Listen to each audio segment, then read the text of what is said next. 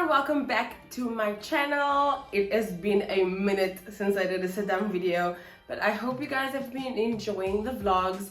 If you are a newcomer, then welcome to my channel. I am Gabriella Jaftha, blogger based in Maverick, South Africa, and head over to the subscribe button and subscribe to my channel. I am on the road to 1,000 subscribers this year, and I would really appreciate it if you take the 5 minutes out just to create a Google account and subscribe to my channel. It's a big help to me as a content creator. And if you are a returning subscriber, welcome back to another video. So as you can see by today's title, I am going to be chatting about the burning questions I get around my capsule wardrobe. So if you want to know what everyone else wants to know, then this is the video where I'll be answering all of those burning questions. So keep on watching.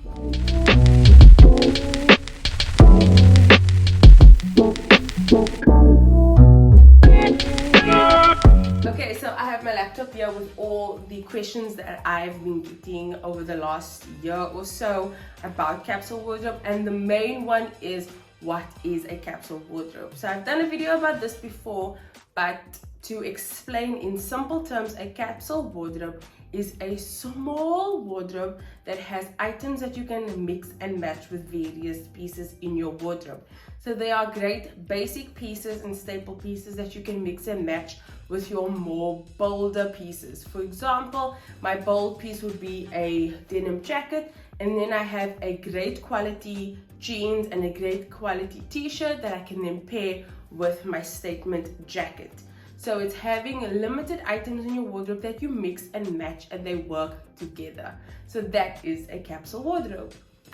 Okay, so the second one is, how do I start a capsule wardrobe? I'm not going to answer this question. I am going to put a little link for my video where I showed you exactly how to start a capsule wardrobe. I will link it in the description as well. So you can pause this video, go and check it out, and then come back to this one, because that video is has all the details you need to know about how to start a capsule wardrobe. Okay, question number 3.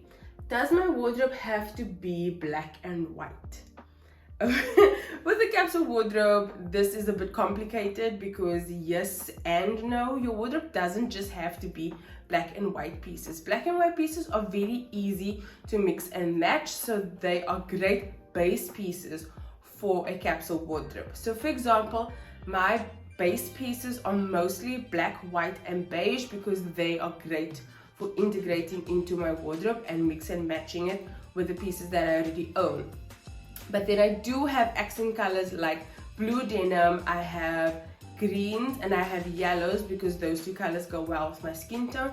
So I do have color in my capsule wardrobe that I can then layer and play around with those base pieces, which are black, white and beige. So it's yes and no. Your capsule wardrobe doesn't have to just be black and white pieces. But black and white pieces are a great base piece for your staples and the stuff that you want to pull every day, which is great to build an outfit on. Okay, then I get a question. This is more a mid-size plus size question. It is, where do I buy most of my pieces? So I have one shop that I really love in terms of their sizing for plus size, and that is Cotton On. The range is very limited, however, but the pieces are great quality and they are in that basic capsule wardrobe color aesthetic that I really like. So I mainly go to Cotton On Curve as my first choice. Another store that I love to use for my more dressy items, and they always have a size 44 or a size 42 for me, which is my size, and that is Truworths. I know sometimes going into a Truworths, it looks a little old-fashioned and it's difficult to find pieces that are for more of a younger crowd, but there are some really nice basics that you can get there. I have this puffy shirt that I always get compliments on, and that is actually from Truworths. So it's nice to go in there and look for pieces that you can find that you can mix and match with a more younger wardrobe, which you can look on Superbalist, and Cotton On's Curve range is really great as well. Okay, so I hope that answers that question. Then the next question is, how do I style my clothing so easily? Okay, so what I do is I actually wrote the answer down so that I don't mix my words. So what I do is I break my style into categories. So I have my clothing for work, I have my clothing for outgoing, and I have my clothing that is more casual. So what I will do is I will then have my staples for my casual, my staples for work, and my staples for going out.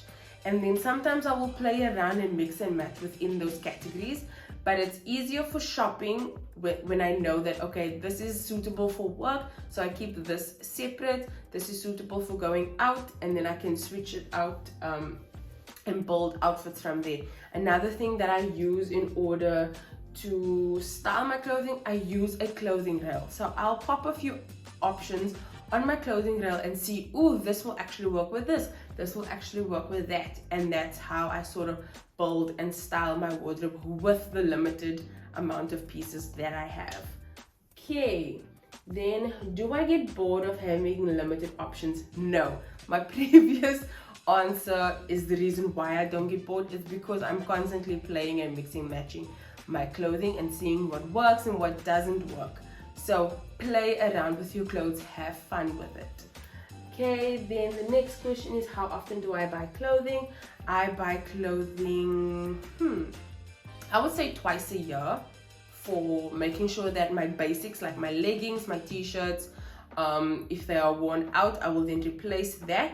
So I will do a summer version of it and I will do a winter version. Like I'm in the process now of looking for my winter items.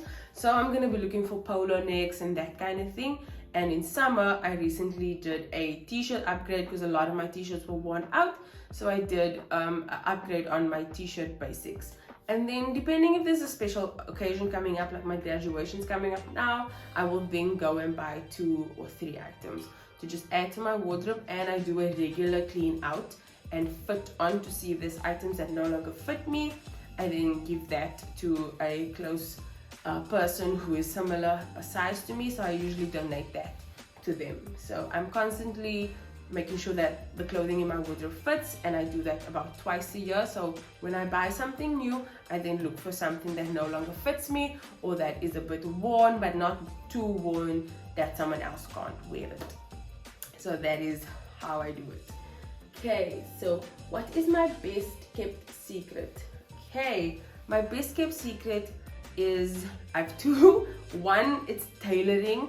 Because I am plus size and mid-size and I'm a bit on the taller side, I have to get my clothing tailored. So find a tailor that is in your budget and that can make your clothing fit really well. It is honestly, it's a drag, but it's gonna change the game for you with regards to your clothing.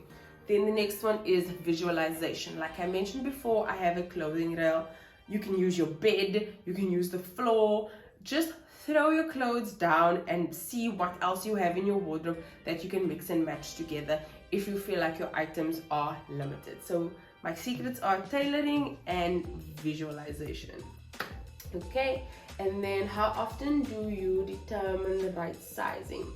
Okay, so what I do is I actually measure my body at the beginning of the year, in the middle of the year. I don't do it for wanting to know if I got bigger or smaller. I literally do it so that I make sure that I buy clothing that fits me, so that I don't end up spending money and having to do the whole return and exchange and blah blah blah, because mid-size and plus size is difficult to get in the shop. Most of my clothing I buy online, so it's great to know my measurements. So I measure my body twice a year just so that I know what's happening. And then I also make sure that, especially with my t-shirts and my jackets, that it sits on my shoulder. So the shoulder seam has to sit on your shoulder, and that's a good way to know when sizing is perfect for your top half. For your bottom half, it is important to get yourself measured and keep those numbers nearby for when you are doing online shopping or when you are in the store. Okay, and then how important is hair and accessories? Okay, I'm very basic when it comes to hair and accessories. I wear glasses, so I try not to do too much to distract from my face, because I love showing off my face. So to me, accessorizing is just the icing on the cake. It brings the whole look together. Having a hairstyle that you love and that works for you and that makes you feel great is just going to elevate the outfit that you are choosing. So take some time to consider your hairstyles and the accessories that you have. I have about 4 hairstyles that I know works for me, and I don't have to think about my hair because I just do those 4 hairstyles and I get a great result and I feel amazing, and it makes my clothing look fantastic. And then I have basic jewelry that I love that's very minimalist and simple. I just do these hoop earrings. Sometimes I'll add on a chain, and I always have my wedding ring on. So accessories for me, it's all about minimalism. If you are a maximalist, go forward, have those accessories because they are going to just encompass your outfit and just add that cherry on top of the cake. And that is it from me. I hope you guys enjoyed this video. I hope it was informative. If you have any more questions with regards to capsule wardrobe, make sure that you stick them in the comment section, and make sure that you like and subscribe to the channel. I really want 1,000 subscribers this year, so please help me make that happen. And I will see you in the next one. Bye.